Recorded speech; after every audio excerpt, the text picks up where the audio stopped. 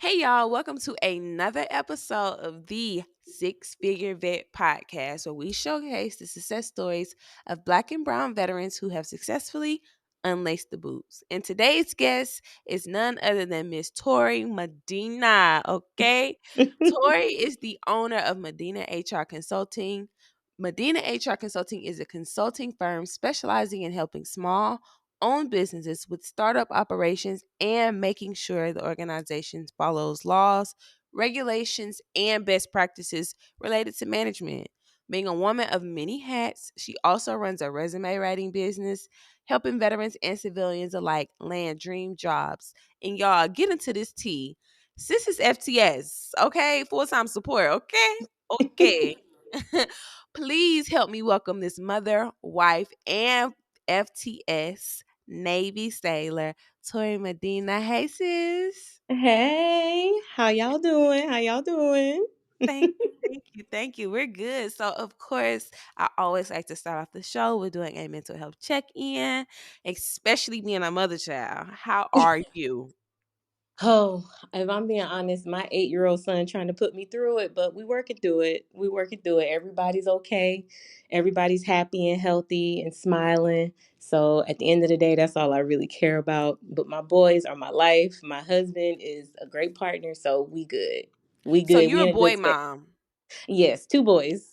Two boys, two boys. Yes. I have a 3 year old and child. I don't know what's in the male DNA, Yes, girl. but Whew. And I'm the honey, only woman in the house. The only one. oh yeah, so you get it triple time. Yes, I do. Oh But I love wow. them. Yeah, so me and all the six figure vet listeners, we sending all the prayers your way, sis. Fight back, fight back. So, Tori, give us a backstory about where you were, who you were prior to joining the Navy. Oh man. Whew. Well, I am from Georgia. I tell everyone I'm from Atlanta only because we moved around a lot in the metro Atlanta area, but my we settled in Conyers. My mom and dad, I have an older brother, older sister, and a baby sister. I was a very I was a very quiet child. And in high school, I stumbled onto Marine Corps ROTC, believe it or not. Never would have thought. But Marine. yes, I know. Marine Corps ROTC. My dad's side of the family is a really, really big family, like very close. So we got a lot of structure and discipline. So me going into Marine Corps ROTC, everyone else thought it was crazy and hard, but I just scaled right through it. I was great at it. So I, at the end of my senior year, my captain, and he was my teacher, he asked me if I was going to join the Marines, and I said, sure, why not? Our home life wasn't terrible, but we lived in the projects, and then my parents got us out of the projects, and they two black people making ends meet, making sure we had food on the table. My mom worked 2 jobs, my dad was a trucker. Like, it was, I still have no idea how my mom would come home, work 2 jobs, cook dinner, do all that stuff, but she Listen, did black it. women are superheroes. They I'm are. convinced. They are. I tell my mom all the time, I'm like, I don't know how you did all this. So, um, after all of that, I was like, you know what? I'm not gonna join the military yet. I love the Marines. I want to be a Marine, but I'm gonna go to college first for a year and get all my classes out of the way. That lasted about 6 months. So I did 6 months at Georgia State University, which was called Georgia Perimeter back then. And after that, I was like, you know what? I don't really want to do this civilian life no more. I'm done. And without telling my mom and dad, because my dad was very strict in our Baptist household, um, I went to the recruiter by myself. I went to the Marine recruiter. I know everyone else goes to the Air Force one first, but I Yes. went to the Marine recruiter because you could not tell me that I was not going to be a Marine. But I wanted to be a nurse at the time. And they told me, of course, in order for you to work with the Marines and work in the medical field, where we got to go. You got to go to the Navy and be a corpsman. So, Wait a minute. So there's no wait. right, exactly. There's no like marine rate that specializes in like healthcare. Like, the Air Force has that, the Army has that. Mm-hmm. There's nothing in the Marines for that. No, ma'am. They said if you want to work with us, What? you have to go because the Navy, the Marine Corps is like our baby. They need us to go places and they need us to help them with stuff. So they still fall under the Navy. So that's why you have Technically. the FMF corpsmen and stuff like that, and they're always working with the Right. Marines. Mhm. So I said, okay, I'll go be I'll go be in the Navy. I'll do this little Navy thing so I could be with my Marine Corps brethren. Well, the Navy got me good because I am not a corpsman. I was going to say, I so what's am a your rank? PS. I'm a PS now. Um, Joke's on you. yeah, I'm a PS Yo, now. shout out to all my PS friends because I have a lot of PS friends and they gonna be like, yo, you was doing a little too much giggling. But so I ended up being a PS, and no lie, I absolutely love this job. I've been a PS for 14 years, and my path is a little bit different because I was active duty first. And my first duty station was Rota, Spain, PSD Rota, Spain, shore duty. I don't know how I got that because they told me Lucky. that I was going straight to a ship, and I was like, send me there. Let me make this money.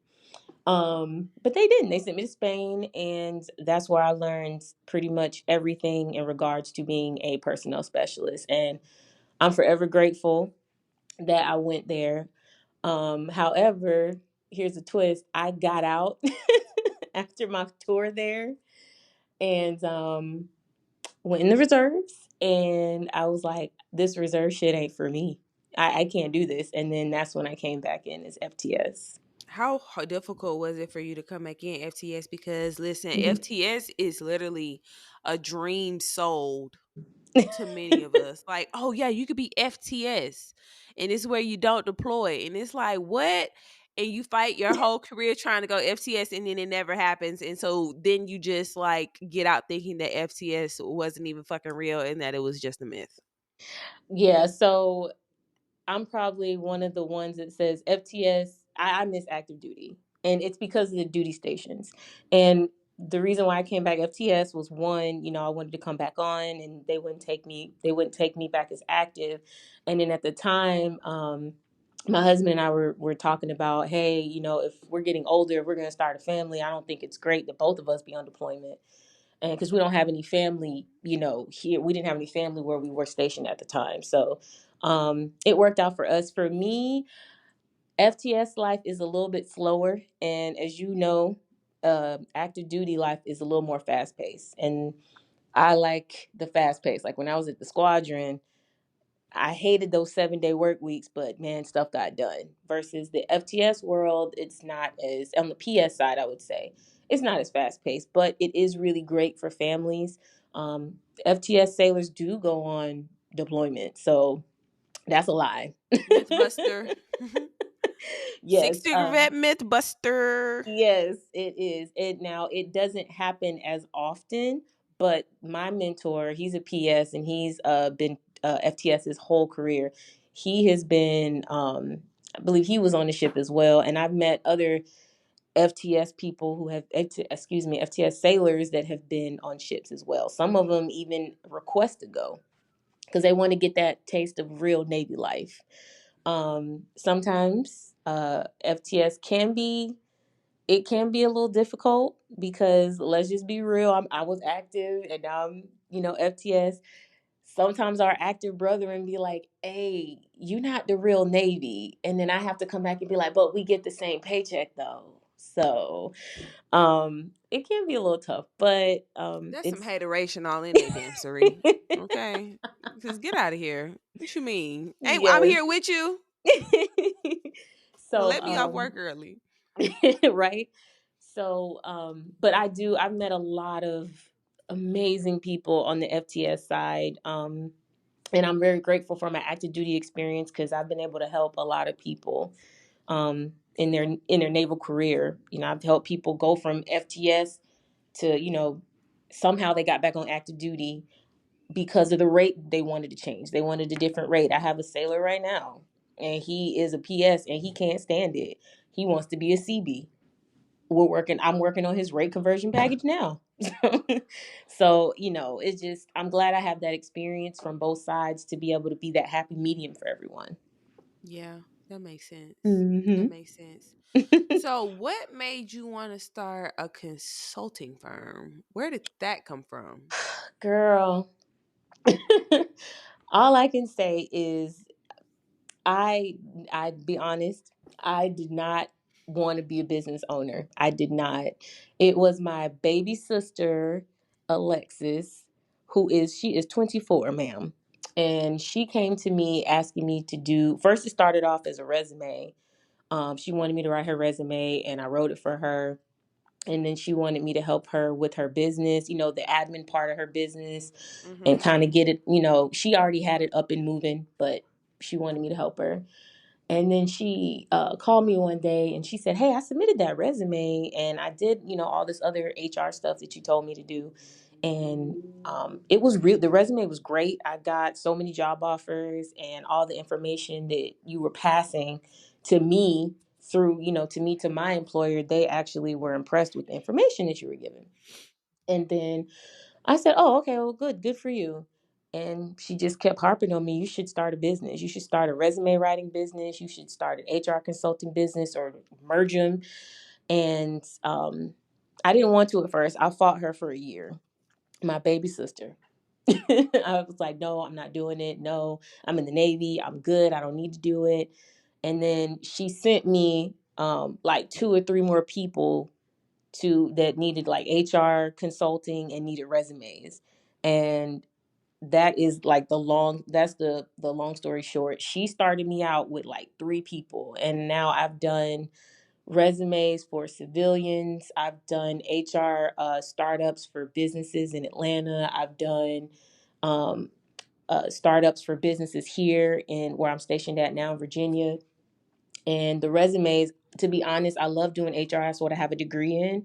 But Mhm. something about the resumes, it just does something for me because majority of my clients have been veterans separating or retiring. And I feel so much passion behind making sure that their resume is right because no hate, no shade to Fleet and Family. I absolutely love them, but they don't give us enough tools to, you know, get our resume together because when we're separating, because I give the separation briefs as well. When we're separating, writing a resume is it's at the top of our list, but it's also at the bottom because how am I going to find time to sit down, write all this out with all the information that they gave me, and how do I know that I'm writing this resume to tailor the job that I want? And you know, I did that for a lot. I did that for there was a chief in Guam I did it for. um I was shocked that a chief wanted me to write their, you know, their resume, because I don't hide that I'm in the military at all.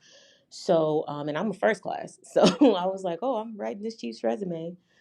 And you know, I felt really, really good about it because he was retiring. I did a YN2 who was getting out, and she wanted to, what was she doing? I believe I think she wanted to start her own business as well, but she needed to the job that she wanted to get was a government job, and I helped write her resume and tailor it to that.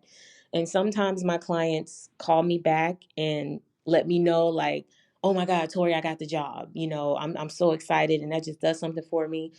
And at the other half, I never hear from my clients again, but then I get referrals from them. So it's just that's how everything started. And you know, I'm very grateful to my baby sister. I'll always will be grateful to her um, for getting me started, even though I didn't want to. So that's the long and short of it. what are some common mistakes you see within small business owners as far as the foundational phases on the admin side that you see, like some of the mistakes or some of the things that small business owners should start paying more attention to? Because like you Mm-hmm. said, a lot of for me, I don't, Mm-hmm. well, now because I'm in this space, right, I know a lot of business owners, but Mm-hmm. beforehand, I'm from the projects too, and joining the military, I only knew people in the military, so I I Mm-hmm. had no idea the foundations of starting a business. I was on Facebook today, and somebody made this detailed post like, "Stop telling people to start an LLC because you got to remember this, this, this."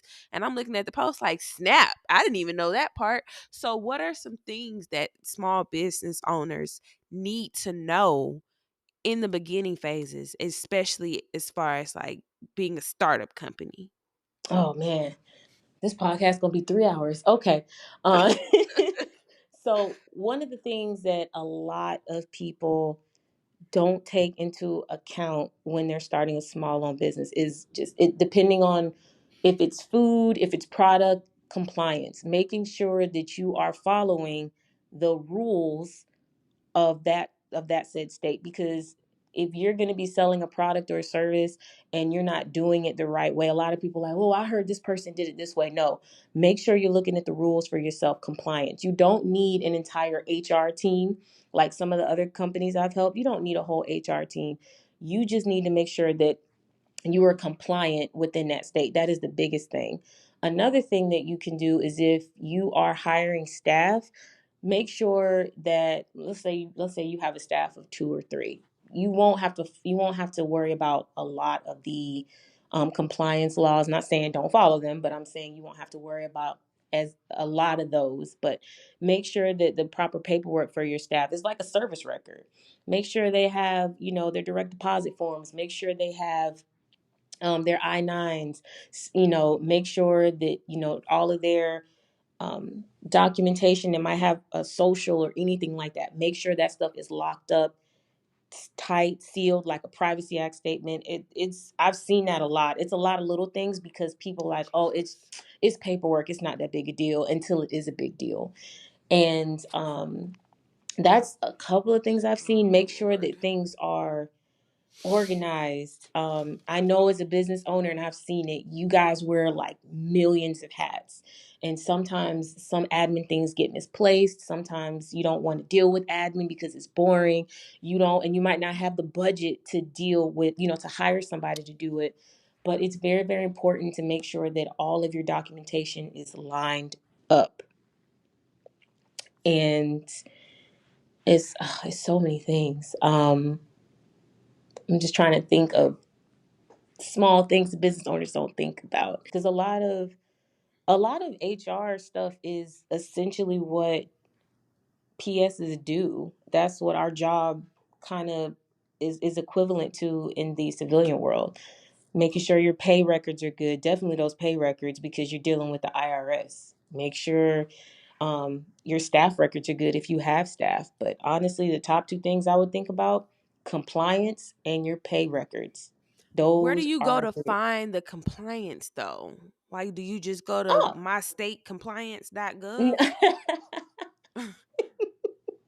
No, ma'am. You can go, like for me, I go to, well, there's a bunch of different websites.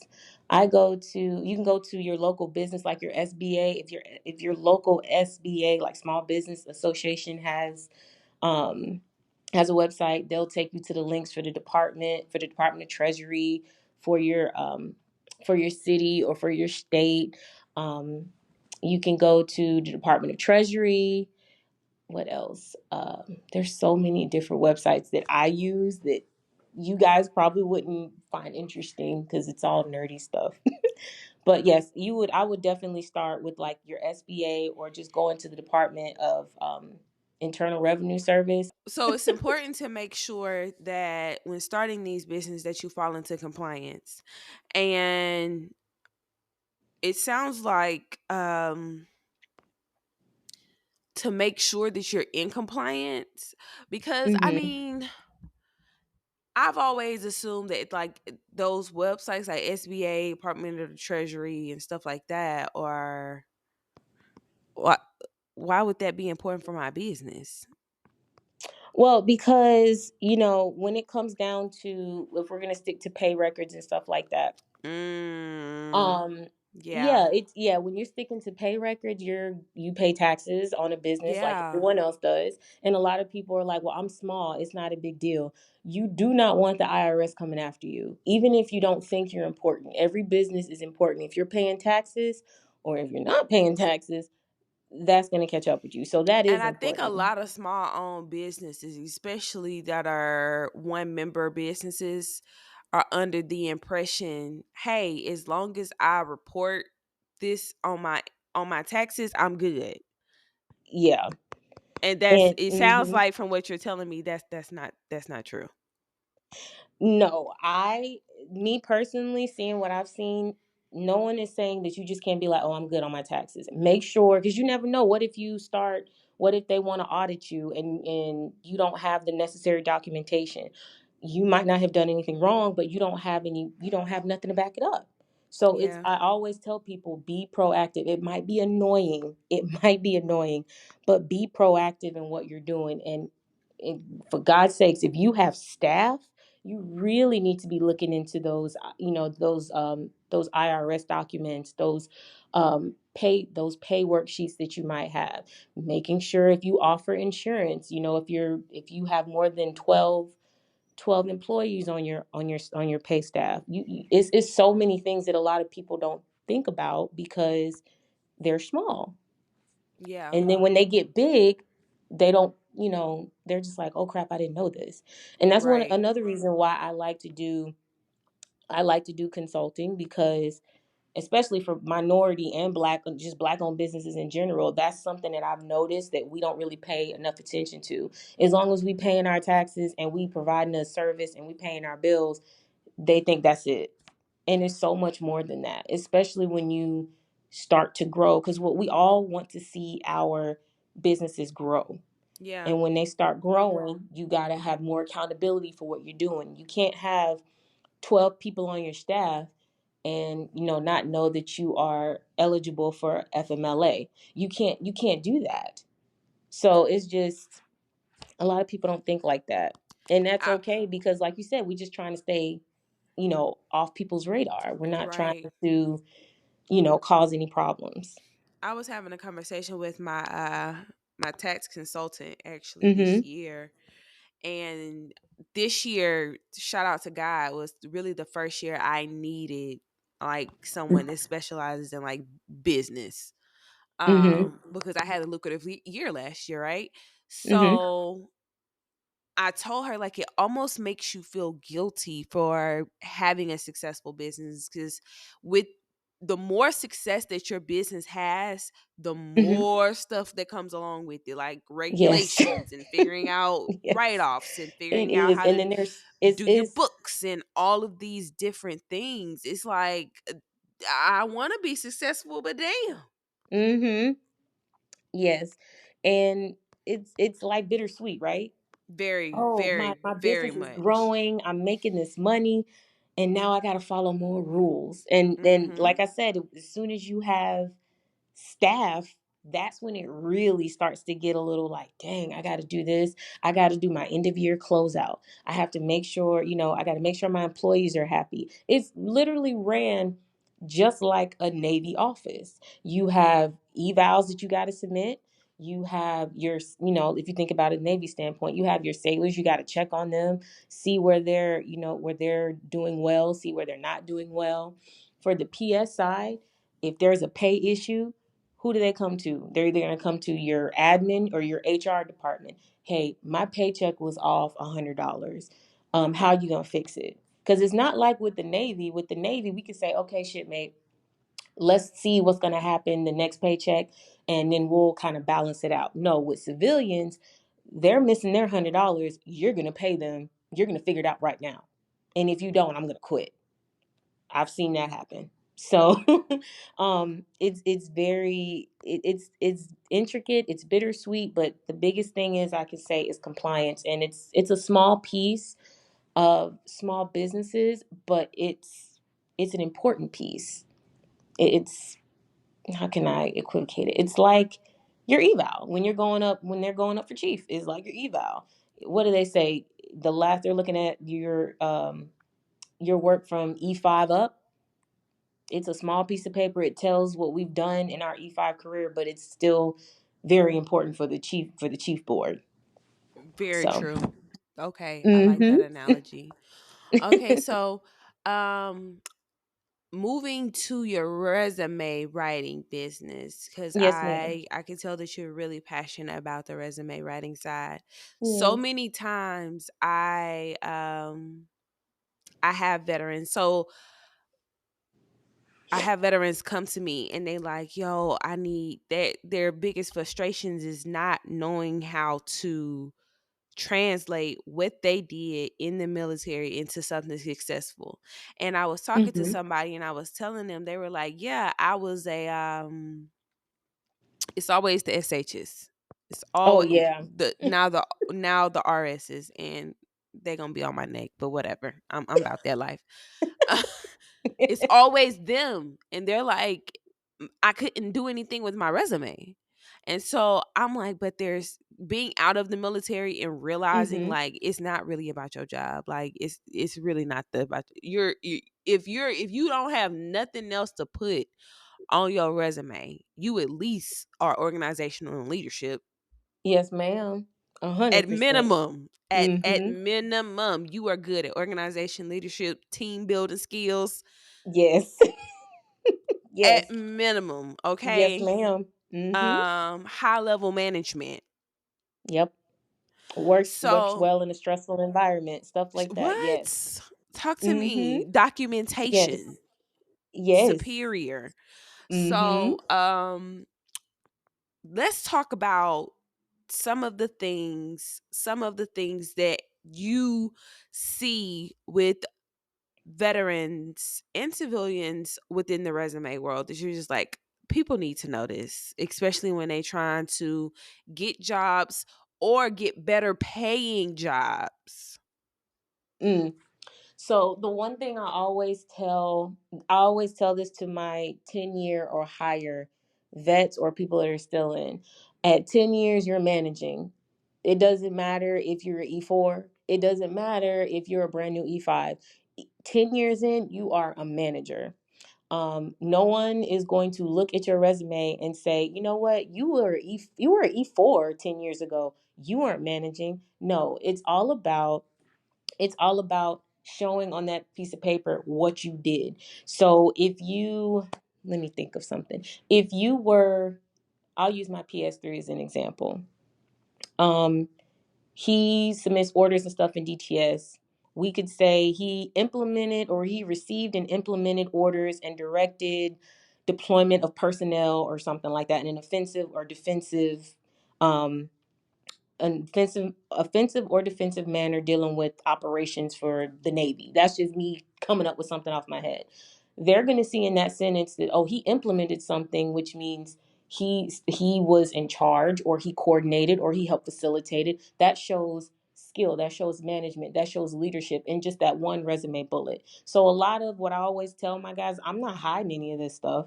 What I tell my guys is if you've been in 10 years or more, your bullet points, one, you don't need 29, you just need 5 because you just want them to recognize you.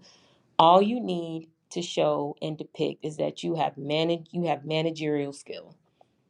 That's it. You take the job that you really want and you go look at that job description. Do not copy it. I cannot stress that enough. Do not copy it because that is not okay. But you take that job description of the job that you. Wait, don't copy the job description from the job Mm-mm. posting. No. So this is what you do. You I gotta just have to make a finesse it a little public bit. service announcement and apologize to about 50,000 people because I've told them, go copy the description. They gonna scan it and it's gonna pop up. I apologize publicly right No, now. no, it's okay because a lot of it's. I mean, because we work with what we know. Okay, so if the reason why I say don't copy it and do that, is because sometimes when they put them through those ATS systems, And yes, you're gonna get it's your resume is gonna get pulled, but when they finish scanning through all 250 resumes and they've knocked it down to 10, and then that's when someone's actually gonna start putting physical eyes on it.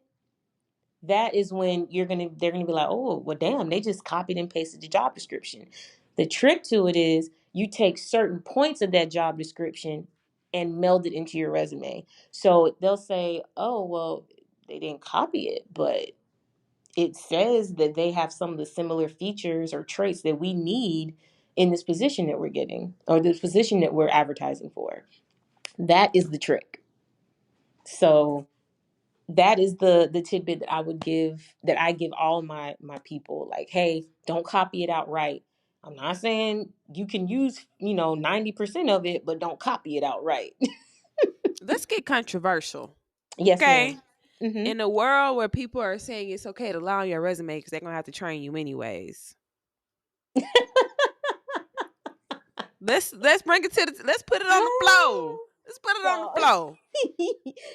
so with that, I don't know. I'm still struggling with that one myself, because, and maybe I'm biased because in the Navy they teach us so much more than they do to civilians. Um, you might take an E4 that's never managed a day in their life and say you're a manager, and then they go into this civilian job and they do pretty damn good at managing. And the reason why I brought that question up is because I got out as an E5. I got out at like 9.5 years. Mm-hmm. But how I was able to scale up in pay so Mm-hmm. well was because I fabricated certain positions. That's what I would like to call it. I Did fabricated you certain fabricate positions. it or did you enhance it?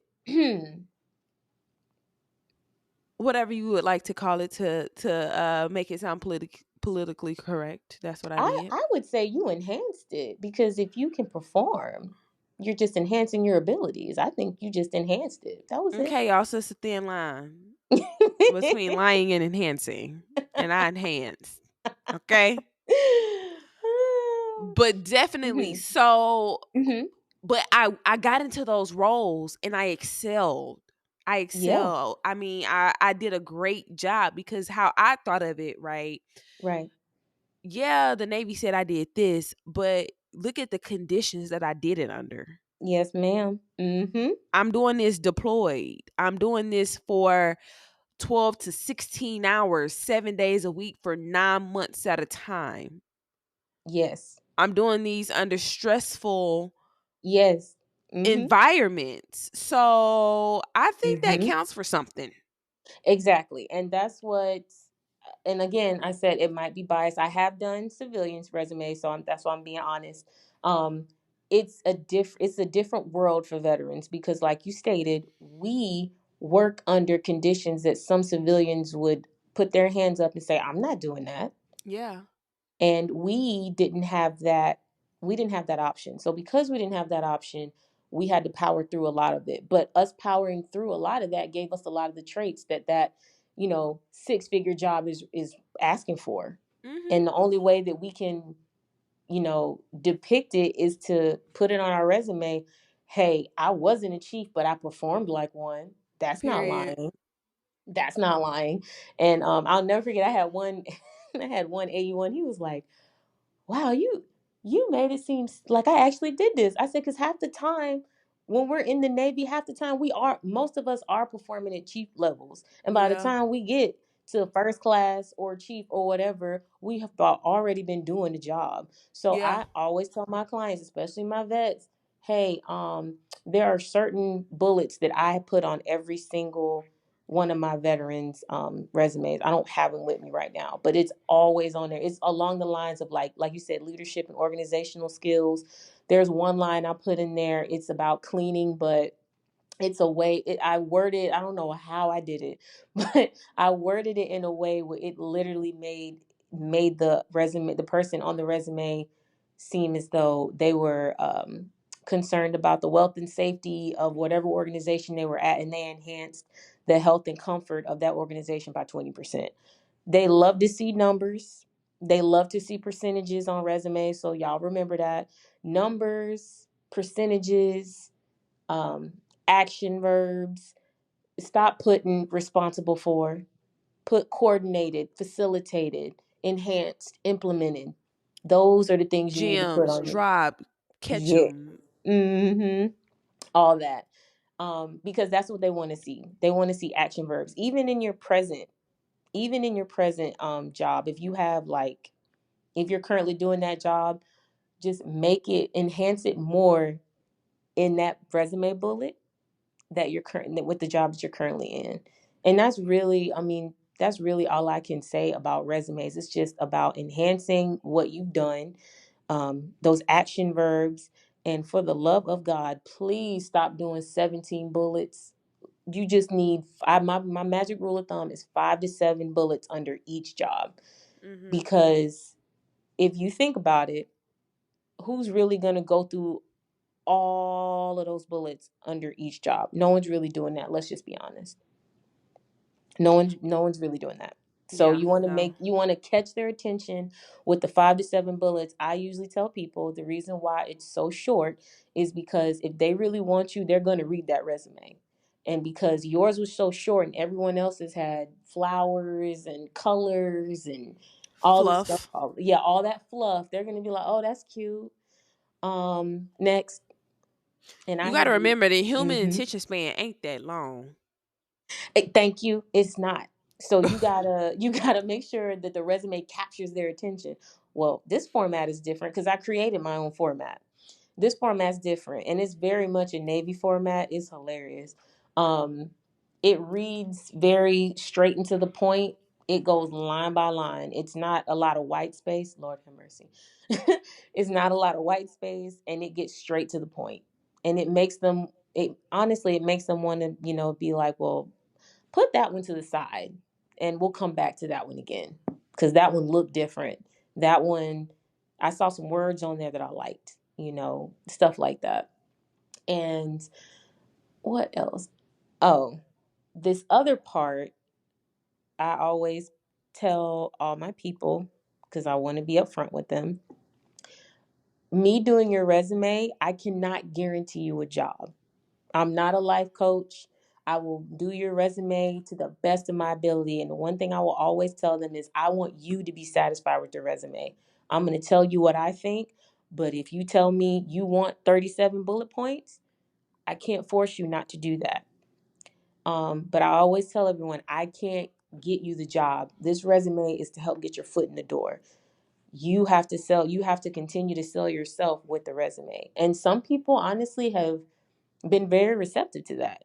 Yeah. Because one thing I know, a lot of the resume writers, they guarantee people jobs, and not saying that they don't get the job that they want, but what happens if you don't get that job that you wanted? What happens if you didn't get that 6-figure job you wanted? What happens if you didn't get that government job you wanted? Then a lot of the clients are going to want their money back because you made them a promise and you didn't keep it.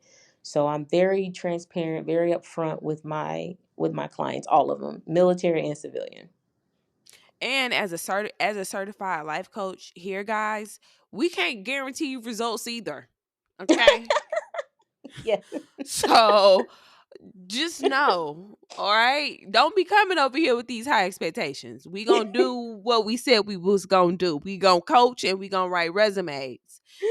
And that's our layup, okay? We gonna pass you the ball. We gonna do our 1-2, but the rest is on you, okay? I love it. I love that. But yeah, like but this my business and the Navy, they correlate. I love both of them. The HR consulting part, it is fun. It is very tedious. I'm not gonna lie, because a startup, as you probably know yourself, a startup can be very difficult. It can be very hard with Mhm. budgets and getting in contact with the Department of Labor. I call the Department of Labor a lot when I'm helping out a business because I'm still in the Navy. I'm still learning too. I can't go in there shooting from the hip with these Yeah. civilians. Yeah. So I call the Department of Labor a lot, the Department of the IRS a lot, because I got to make sure these businesses are compliant. If they're using my Attached. company, I got to Right. make sure they're compliant. But it's like the instructions. We learn. That's how I'm learning. I'm still learning. I have no problem telling. anybody. I'm still learning on the civilian side, but I guarantee you I'm good at what I do. I'm going to make sure your business is good, especially if it's black owned. Man, I am going to work my ass off for a black owned company. Period. Okay. Yes. But if I'm being 100% honest, I enjoy the resume writing more because I feel like I'm helping I feel like I'm helping us, the veterans. I'm helping Yeah. kind of like set them on their ways like, hey, you got a great resume here. Here you go. Yeah, Go do because it with that what it you will. matters. It Yes. matters. It matters so Mhm. much. I've seen veterans have a really, really, really rocky start, and not because they lazy, not because they didn't do Mhm. anything, Yep. or because they don't know how to advocate for what they did in the military through their resume, Yep. or not be able to get jobs. Or you see these veterans, and for a long time, I'm not gonna lie, y'all, I was biased. I had this biased persona, because I'm like, bro, how was you in the military and now you work here? How was you in the military and now you work there? But Mhm. I get it. Like, if you don't know how to translate your work over into your resume, and you got a family feed, or you got to feed yourself, you got to Yeah. do what you got to do. But it shouldn't Mhm. be like that. And the military has dropped the ball Yes. tremendously in showing veterans how to get a job when they get out. They drop the ball. There's no reason why I should see a veteran that served honorably for 4 to 10 years working as a bag person at Walmart. There's no reason Yes. why. There's no Yes. reason why. No Mhm. reason at all. Even And if one you're E3 or E4, it's no reason. yes, is no reason. And one of the things, because again, as a PS, I don't know what it is about retirements and separations. So I did that my first year, my first tour overseas, and it just resonated with me. I do that at almost every command I go to. And anytime, I don't care if you're E3 or E9, the first thing I do, I tell them to come in a year prior to them getting out, whether it's retiring or separating. Hmm. And I asked them, I said, okay, for my people that are separating, what's your plan? You don't have one? All right, cool. Let's get this started. My chief used to get so mad. He was like, you're not an NC. No, I'm not, but we're their last stop. As the PS, we're doing Yeah. all their stuff. We need to make sure that they're good. Make sure, okay, hey, you got to go to Fleet and Family, but if you need help with your resume, I slide in my card. And then, even with that, even if they want to find jobs on base, I network a lot, not just as a business owner, but as a PS. I network so many different places. You want to work MWR? I know the civilian lady at MWR. Let's go talk to her. Let's go see what you need to have on your resume. And then if it's easy enough where you can do it, go ahead and do it. If you want me to do it, I'm gonna hook you up. And I always give discounts to all my veterans. So that's just me. I So just tell the do it. people where they can reach you at for getting their businesses in order, for resume writing. Let the people know where they can reach you at. And this will also be linked in the show notes. Okay.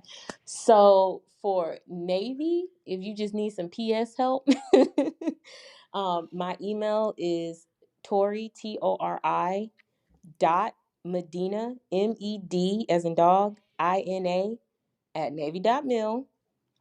My business phone number, you can, for resumes or consulting, 757-665-0846. And then on Facebook, we are, let's see, Facebook, it is Medina HR Services, LLC. I'm the only one. Okay. I am the only one. Amazing. Well, Mhm. Tori, it has been such a pleasure having you on the podcast. Thank you for every gem that you've dropped. Thank you for what you do for veterans. Thank you so much for how you show up for these small businesses. Definitely want to take time out to give you your flowers. You are a unicorn. And you're doing all these amazing things while you're in the military, and we appreciate you. Okay? We appreciate you. We thank you. And Yeah, we just have to give you your flowers. Okay, y'all, this has been another episode of the Six Figure Vet podcast. The Six Figure Vet is